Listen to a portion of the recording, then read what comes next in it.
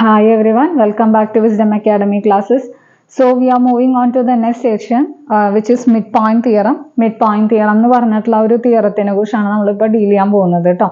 Quadrilaterals എന്ന് പറഞ്ഞിട്ടുള്ള chapter ആണ് ഇപ്പോൾ നമ്മൾ ഓൺഗോയിങ് ആയിട്ട് എടുത്തുകൊണ്ടിരിക്കുന്നത്.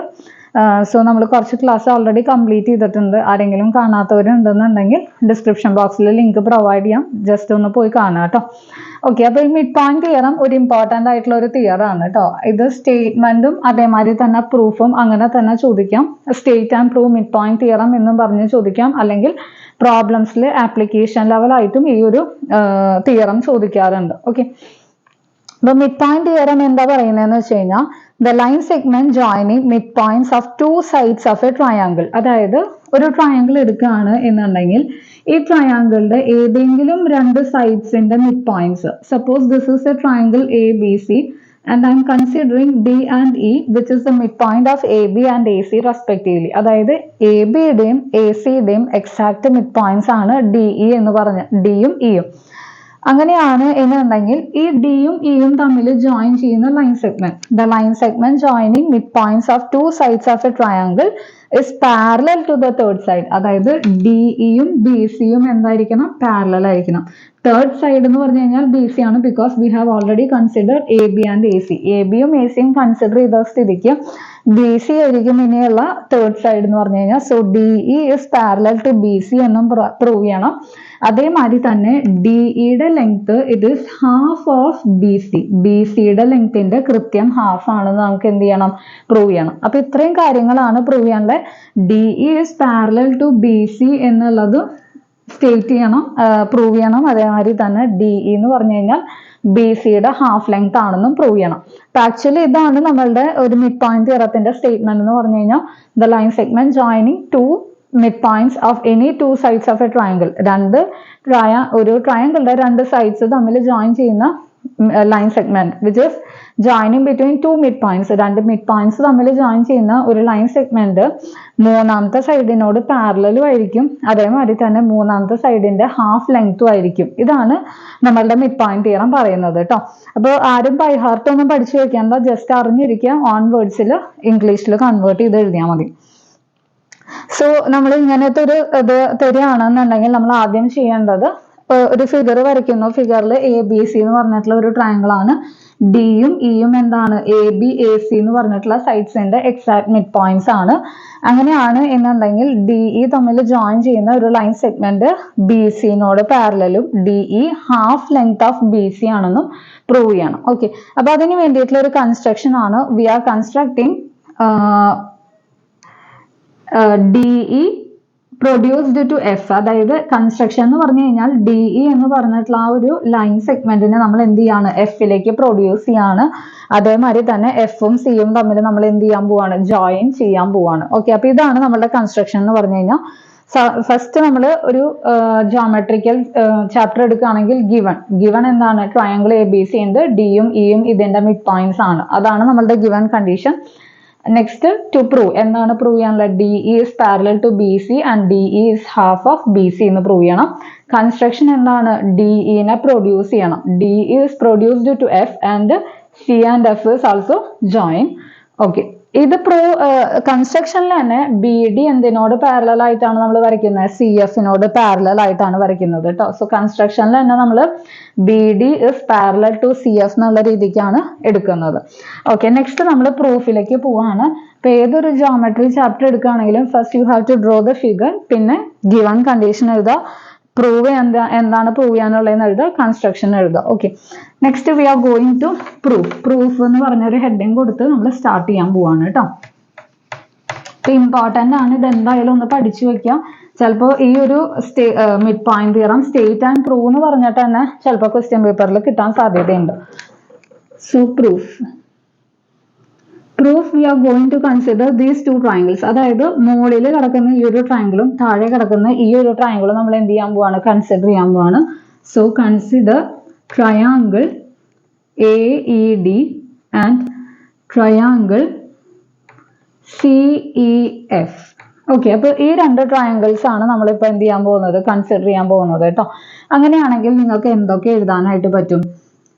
Angle A E D is equal to angle C E F എന്ന് എഴുതാം. ബിക്കോസ് ഈ രണ്ട് ആംഗിൾസ് എന്താണ്? വെർട്ടിക്കലി ഓപ്പോസിറ്റ് ആംഗിൾസ് ആണ്.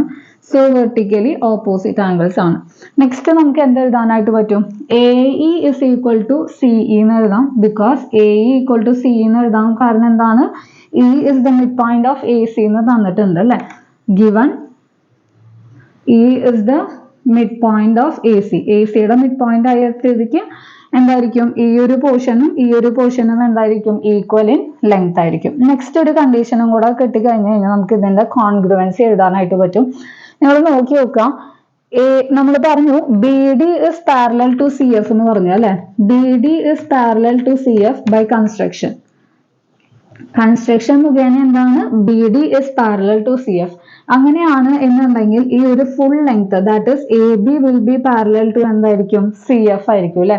എ ബി എന്തിനോട് പാരലൽ ആയിരിക്കും? സി എഫിനോട് പാരലൽ ആയിരിക്കും. Which implies A B is parallel to C F. അതായത് ഒരു ചെറിയ പോർഷൻ ഇതിനോട് പാരലൽ ആണെങ്കിൽ എന്തായാലും ഈ ഹോൾ ലൈൻ ഇതിനോട് പാരലൽ ആയിരിക്കുമല്ലോ. ആയിരിക്കും. അങ്ങനെയാണ് എന്നുണ്ടെങ്കിൽ ഈ ഒരു ആംഗിളും ഇനി എന്താണെന്ന് എഴുതാൻ പറ്റും? ഓൾട്ടർനേറ്റ് ഇന്റീരിയർ ആംഗിൾസ് ആണെന്ന് എഴുതാൻ പറ്റും അല്ലെ. That is angle E A D is equal to angle E C F എന്ന് എഴുതാനായിട്ട് പറ്റും. ഓക്കെ. അപ്പോൾ ഈ രണ്ട് ആംഗിൾസ് നമുക്ക് എന്താന്ന് പറയാം? ഓൾട്ടർനേറ്റ് ഇന്റീരിയർ ആംഗിൾസ് ആണെന്ന് പറയാം. We have got 3 conditions. രണ്ട് ആംഗിളും ഒരു സൈഡും ആയിട്ടുള്ള 3 കണ്ടീഷൻസ് കിട്ടിയിട്ടുണ്ട്. ഏതൊക്കെയാണ് ആംഗിൾസ്? ഇതൊരു ആംഗിളാണ്, ഇതൊരു സൈഡാണ്. ASA ക്രൈറ്റീരിയ വെച്ചിട്ട് നമുക്ക് എന്ത് എഴുതാനായിട്ട് പറ്റും? ഈ രണ്ട് ട്രയാങ്കിൾ കോൺഗ്രുവന്റ് ആണെന്ന് എഴുതാൻ പറ്റും. അപ്പോൾ AS ആണോ ASA ആണോ എന്നുള്ളത് പ്രോപ്പർ ആയിട്ട് നോക്കിയിട്ട് വേണം എഴുതാനായിട്ട്. തെറ്റാൻ പാടില്ല കേട്ടോ. Therefore, triangle AED is congruent to triangle CEF by ASA criteria. ASA criteria വെച്ചിട്ട് നമുക്ക് എന്ത് കിട്ടി? ഈ രണ്ട് ട്രയാങ്കിൾസ് കോൺഗ്രുവന്റ് ആണ് കിട്ടി. ഇനി ഇതിന്റെ CP/CT കണ്ടീഷൻസ് എഴുതുകയാണെങ്കിൽ നമുക്ക് എന്തൊക്കെ എഴുതാനായിട്ട് പറ്റും? We can write DE is equal to EF എന്ന് എഴുതാനായിട്ട് പറ്റും. Also we can write AD is equal to CF എന്നും എഴുതാനായിട്ട് പറ്റും അല്ലെ. അപ്പൊ ഈ രണ്ട് കാര്യങ്ങൾ നമുക്ക് എന്ത് ചെയ്യാനായിട്ട് പറ്റും? ഈ ഒരു കണ്ടീഷനിൽ നിന്ന് എഴുതാനായിട്ട് പറ്റും. DE is equal to EF and also AD is equal to CF എന്ന് എഴുതാനായിട്ട് പറ്റും. These are the 2 CP/CT conditions. Okay. AD is equal to നമുക്കറിയാം AD is equal to എന്താണ്? BD ആണ് അല്ലെ. So I am marking this as equation 1, this as equation 2. Also AD is equal to BD. എന്തുകൊണ്ടാണ്? Reason എന്താണ്? AD is equal to BD എഴുതാൻ കാരണം എന്താണ്? Because D is the midpoint of AB അല്ലെ. D എന്തിന്റെ midpoint ആണ്? AB യുടെ midpoint ആണ്. Since D is the midpoint of AB. Okay. അങ്ങനെയാണ് എന്നുണ്ടെങ്കിൽ നിങ്ങൾ ജസ്റ്റ് ഈ ഇക്വേഷൻസ് ഒന്ന് കമ്പയർ ചെയ്ത് കഴിഞ്ഞ് കഴിഞ്ഞാൽ എന്ത് എഴുതാനായിട്ട് പറ്റും? AD ഈക്വൽ ടു CF എന്നറിയാം, AD is equal to BD എന്നറിയാം. അങ്ങനെയാണെങ്കിൽ നമുക്ക് ഈ ഇക്വേഷൻ 2ൽ നിന്നും ഇക്വേഷൻ 3ൽ നിന്നും എന്ത് എഴുതാനായിട്ട് പറ്റും? BD is equal to CF എന്ന് എഴുതി കൂടെ എഴുതാം. ഫ്രം ഇക്വേഷൻ 2 and 3 എപ്പോഴും ഇക്വേഷൻസ് മാർക്ക് ചെയ്ത് എഴുതുക. അപ്പോൾ അതാകുമ്പോൾ നിങ്ങൾക്ക് പെട്ടെന്ന് തന്നെ വാല്യൂ ചെയ്യുന്ന ടീച്ചർക്ക് കൺവേ ചെയ്യാനായിട്ട് പറ്റും. ഇക്വേഷൻ 2യും ഇക്വേഷൻ 3യും എടുത്തിട്ടാണ് നിങ്ങൾക്ക് ഈ ഒരു കണ്ടീഷൻ കിട്ടിയിട്ടുള്ളത് എന്നുള്ളത്. നമുക്ക് എന്ത് കിട്ടി? BD is equal to CF എന്ന് കിട്ടി. അതേമാതിരി തന്നെ BD is parallel to CF അല്ലെ. Also BD is parallel to CF by construction മുഖേന എന്താണ്? BD is parallel to CF. അങ്ങനെയാണ് എന്നുണ്ടെങ്കിൽ ഓപ്പോസിറ്റ് സൈഡ് ഒരു പെയർ ഓപ്പോസിറ്റ് സൈഡ് ഈക്വലും ആയി പാരലലും ആയി എന്നുണ്ടെങ്കിൽ BD CF ഇനി എന്തായിരിക്കും? ഒരു പാരലലോഗ്രാം ആയിരിക്കും അല്ലെ. Which implies BCFD is a parallelogram because one pair opposite sides എന്തായി? ഈക്വലും ആയി പാരലലും ആയി. ഈ ഒരു പെയർ നോക്കി നോക്കൂ. BD is equal to CF ആയി BD parallel to CF ആയ സ്ഥിതിക്ക് BCFD നമുക്ക് ഇനി എന്താണെന്ന് എഴുതാം? is a parallelogram എന്ന് എഴുതാനായിട്ട് പറ്റും. ഓക്കെ. അപ്പൊ ഈ ഒരു കണ്ടീഷൻ ഇത്രയാണ് നമ്മൾ എന്ത് ചെയ്തത്? ഈ ഒരു ഫസ്റ്റ് സ്റ്റെപ്പ് എന്നുള്ള രീതിക്ക് ചെയ്തത്. രണ്ട് ട്രയാങ്കിൾസ് കൺസിഡർ ചെയ്യുന്നു, കോൺഗ്രുവൻസി പ്രൂവ് ചെയ്യുന്നു. ഈ താഴെ കിടക്കുന്ന ഈ ഒരു BCDF എന്ന് പറഞ്ഞിട്ടുള്ള അല്ലെങ്കിൽ BCFD എന്ന് പറഞ്ഞിട്ടുള്ള ഈ ഒരു ഫിഗർ എന്താണെന്ന് പ്രൂവ് ചെയ്യുന്നു? പാരലലോഗ്രാം ആണെന്ന് പ്രൂവ് ചെയ്യുന്നു. ഓക്കെ. ഈ പ്രൂഫൊക്കെ നിങ്ങളൊന്ന് ഒന്ന് രണ്ട് പ്രാവശ്യം എഴുതി പഠിക്കണം കേട്ടോ, അല്ലെങ്കിൽ നമുക്ക് തെറ്റിപ്പോവും. പ്രൂഫ് എഴുതി പഠിക്കുക, വായിച്ചു പഠിച്ചു കഴിഞ്ഞാൽ പെട്ടെന്ന് നമുക്ക് ഓർമ്മ കിട്ടും. ഒന്നോ രണ്ടോ പ്രാവശ്യം വായിച്ചു പഠിച്ചാൽ നമുക്ക് ഓർമ്മ കിട്ടുന്ന മാതിരി തോന്നും, പക്ഷെ എഴുതുമ്പോഴാണ് നമുക്ക് ആ തെറ്റ് മനസ്സിലാവുള്ളൂ. ഓക്കെ, അപ്പം എഴുതി തന്നെ പഠിക്കാം. നെക്സ്റ്റ് നമുക്ക് എന്താണ് പ്രൂവ് ചെയ്യാനുള്ളത്? നമുക്ക് ഇവിടെ പ്രൂവ് ചെയ്യാനുള്ളത് DE is parallel to BC എന്നും അതേമാതിരി തന്നെ DE is equal to half BC എന്നുമാണ്. ഓക്കെ, ഇവിടെ BCFD പാരലലോഗ്രാം ആയ സ്ഥിതിക്ക് BC is parallel to FD എന്ന് എഴുതാൻ പറ്റും അല്ലെ. BC is parallel to FD എന്ന് എഴുതാൻ പറ്റും, since BCFD is a parallelogram അല്ലെ. പാരലലോഗ്രാം ആണെന്നുണ്ടെങ്കിൽ ഓപ്പോസിറ്റ് സൈഡ്സ് എന്താവണം? ഈക്വലും പാരലലും ആയിരിക്കണം. അപ്പൊ നമുക്ക് ഇവിടെ BC is parallel to DF എന്ന് എഴുതാം, ബിക്കോസ് BCFD എന്നാണ് ഒരു പാരലലോഗ്രാം ആണ്. ഈ ലെങ്ത് ഇതിനോട് പാരലൽ ആണെങ്കിൽ എന്തായാലും ഈ ഒരു ലൈൻ ഇത്രയും പോർഷനോടും പാരലൽ ആയിരിക്കണം. That is BC is parallel to DE. Okay, അപ്പൊ ഇങ്ങനെ നിങ്ങൾ വെറുതെ ഇങ്ങനെ ഒരു ലൈൻ എടുത്താൽ മതി. ഞാൻ പറയാണ്, if AB is parallel to CD, AB CD-നോട് പാരലൽ ആണ് എന്നുണ്ടെങ്കിൽ, if I am considering a point somewhere here, I can also write that AB is parallel to CF. അതായത് ഒരു ഫുൾ ലെങ്തിനോട് പാരലൽ ആണെങ്കിൽ എന്തായാലും ആ ഒരു ചെറിയ പോർഷനോടും ഈ ഒരു ലൈൻ എന്തായേ പറ്റുള്ളൂ? പാരലൽ ആയേ പറ്റുള്ളൂ. അപ്പൊ നമുക്ക് ഒരു കണ്ടീഷൻ നമ്മളുടെ കിട്ടിക്കഴിഞ്ഞു, DE is parallel to BC എന്നുള്ളത് കിട്ടിക്കഴിഞ്ഞു. നെക്സ്റ്റ് നമുക്ക് എന്താ വേണ്ടത്? DE is equal to half BC എന്നാണ് വേണ്ടത് അല്ലെ. DE equal to half BC എന്ന് നമുക്ക് ഇനിയിപ്പോ എങ്ങനെയാ പ്രൂവ് ചെയ്യാനായിട്ട് പറ്റാം? നമുക്കിവിടെ എന്തെങ്കിലും കിട്ടിയിട്ടുണ്ടോ? BC is equal to DF എന്ന് എഴുതാം, since BCFD is a parallelogram അല്ലെ. പാരലലോഗ്രാത്തിന്റെ പ്രോപ്പർട്ടീസ് നമ്മൾ ഇവിടെ യൂസ് ചെയ്യാണ്.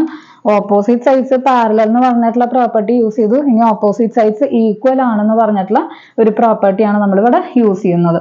ഇവിടെ നമുക്ക് ഹാഫ് വേണം അല്ലെ. ഹാഫ് വരാൻ വേണ്ടിയിട്ട് നമ്മൾ എന്ത് ചെയ്യുന്നു? ഈ ഒരു ഇക്വേഷനിൽ രണ്ട് സൈഡിൽ നമ്മൾ എന്ത് ചെയ്യാൻ പോവാണ്? ഹാഫ് വെച്ച് മൾട്ടിപ്ലൈ ചെയ്യാൻ പോവാണ്. Multiplying with 1/2 on both sides. എന്താണ് ചെയ്യുന്നതെന്നുള്ളത് നിങ്ങളൊരു സ്റ്റേറ്റ്മെന്റ് രീതിയിൽ എഴുതണം. So multiplying half with both sides, we get half BC is equal to നമുക്ക് എന്ത് എഴുതാം? ഹാഫ് DF എന്ന് എഴുതാം. Or half BC is equal to half DF എന്ന് പറഞ്ഞു കഴിഞ്ഞാൽ എന്താണ്?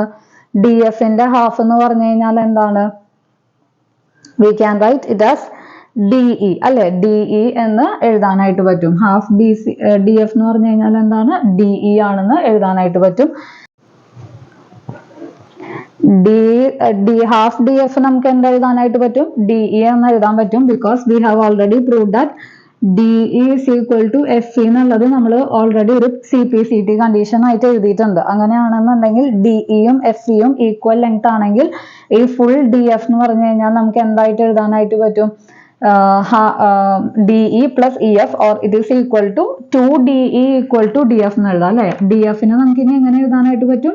DE plus FE is equal to DF എന്ന് എഴുതാം, or DF is equal to DE plus നമുക്ക് FE വേണ്ട, DEയുടെ ടേംസിലാണ് എക്സ്പ്രസ് ചെയ്യേണ്ടത്. അപ്പൊ നമുക്ക് എന്ത് എഴുതാം? DE എന്ന് തന്നെ എഴുതാം, or 2DE is equal to DF എന്ന് എഴുതാം, or DE is equal to എന്ത് എഴുതാനായിട്ട് പറ്റും? ഹാഫ് DF എന്ന് എഴുതാനായിട്ട് പറ്റും. ദാറ്റ് ഈസ് ഹാഫ് DFനെ നമുക്ക് എന്ത് വെച്ച് റീപ്ലേസ് ചെയ്യാനായിട്ട് പറ്റും? DE വെച്ച് റീപ്ലേസ് ചെയ്യാവുന്നതാണ്. ഓക്കെ, അപ്പൊ ഇങ്ങനെയാണ് സ്റ്റെപ്പ് വരുന്നത് കേട്ടോ. അത് നമ്മൾ സിംപ്ലി ഒരൊറ്റ സ്റ്റെപ്പിൽ എഴുതിയെന്ന് മാത്രമേ ഉള്ളൂ. ആക്ച്വലി ഇതാണ് സ്റ്റെപ്സ് വരുന്നത്. DEയും FEയും ഈക്വൽ ആയതുകൊണ്ട് തന്നെ ഹാഫ് DF എന്ന് പറഞ്ഞു കഴിഞ്ഞാൽ നമുക്ക് എന്തായിട്ട് എഴുതാൻ പറ്റും? DE ആയിട്ട് എഴുതാനായിട്ട് പറ്റും. ഇത് നമ്മൾ CPCT കണ്ടീഷൻ ആയിട്ട് എഴുതിയിട്ടുള്ളതാണ്. So we got that half BC is equal to DE. ഇത് നമുക്കൊരു equation, this I am writing 4, this I am writing 5. From equation 4 and 5, from equation 4 and 5 നമുക്ക് എന്തൊക്കെ കിട്ടി? Half BC is equal to DE എന്നും കിട്ടി. അതേമാതിരി തന്നെ BC is parallel to DE എന്നും കിട്ടി. ഇതല്ലേ നമുക്ക് പ്രൂവ് ചെയ്യാൻ ഉണ്ടായിരുന്നത്. Therefore hence proved. ഇതായിരുന്നു നമുക്ക് പ്രൂവ് ചെയ്യാനുണ്ടായിരുന്നു അല്ലെ. രണ്ട് പോയിന്റ്സ് തമ്മിൽ ജോയിൻ ചെയ്യുന്ന ലൈൻ ഈ ഒരു ലൈൻ സെഗ്മെന്റിന്റെ ഹാഫ് ആണെന്നും പ്രൂവ് ചെയ്യണമായിരുന്നു. ഈ ഒരു ലൈൻ ഇതിനോട് പാരലൽ ആണെന്നും പ്രൂവ് ചെയ്യണമായിരുന്നു. ഇത് രണ്ടും നമ്മൾ എന്ത് ചെയ്ത് കഴിഞ്ഞു? പ്രൂവ് ചെയ്ത് കഴിഞ്ഞു. അപ്പൊ ഇത്രയേ ഉള്ളൂ നമ്മൾ മിഡ് പോയിന്റ് തിയറം തന്നെയാണ് ഈ MPT എന്ന് പറഞ്ഞിട്ട് ചില ക്വസ്റ്റ്യൻ പേപ്പറിൽ കാണാം. മിഡ് പോയിന്റ് തിയറത്തിന് തന്നെയാണ് ഈ MPT എന്ന് പറയുന്നത്. അപ്പൊ ഈ ഒരു സ്റ്റേറ്റ്മെന്റും ഈ ഒരു പ്രൂഫും നന്നായി തന്നെ പഠിച്ചു വെക്കാം. വലിയ ബുദ്ധിമുട്ടില്ലാത്തൊരു കാര്യമാണ്. ഈ രണ്ട് ട്രയാങ്കിൾ എടുക്കുന്നു, കോൺഗ്രുവൻസി പ്രൂവ് ചെയ്യുന്നു, ഈ ഒരു ഫിഗർ പാരലലോഗ്രാം ആണെന്ന് പ്രൂവ് ചെയ്യുന്നു, ഡയറക്റ്റ് CPCT കണ്ടീഷൻസും കാര്യങ്ങളും വെച്ച് നമ്മൾ എന്ത് ചെയ്യുന്നു, ആ ഒരു MPT ഇവിടെ പ്രൂവ് ചെയ്യുന്നു. ഓക്കെ, അപ്പൊ ഈ ഒരു സെക്ഷൻ മനസ്സിലായെന്ന് വിചാരിക്കുന്നു. അപ്പൊ ഇതിന്റെ അപ്ലിക്കേഷൻ ലെവലായിട്ട് വരുന്ന ക്വസ്റ്റ്യൻസ് നമുക്ക് അടുത്ത ക്ലാസ്സിൽ എടുക്കാം കേട്ടോ. Okay, bye, thank U.